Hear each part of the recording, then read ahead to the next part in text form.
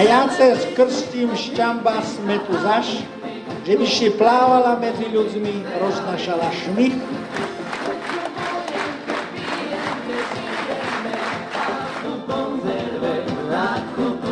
Krásnym motcom tohto albumu je Ander z Košic, určite známa osobnosť, nielen pre nás, ale pre každého v celom okolí. Ander je náš veľký kamarát, fanda, ktorý nám veľmi pomáha a veľmi sme radi, že prijal toto pozvanie už po druhýkrát.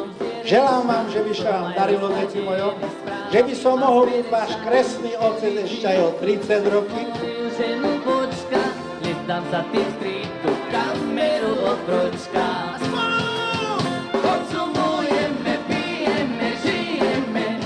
CDčko sme začali natáčať koncom minulého roku. Mne sa zdá, že je trošku lepšie ako to prvé. Humor a zábava, to by malo byť to gro, čo my ponúkame a čo u nás aj čakajú tí, ktorí na naše koncerty chodia.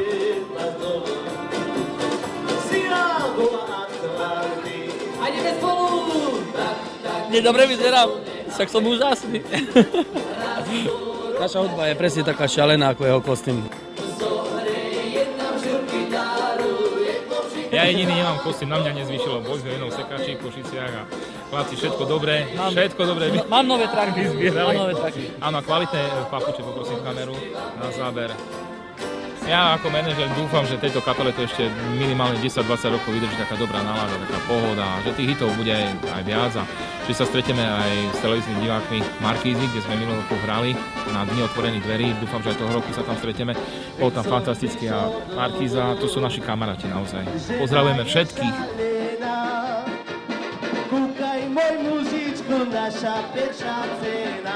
Keby ste chceli vedieť, kde, kedy, ako a čo a s kým, tak www.samba.sk. Tešíme sa. Ahoj. Ahoj.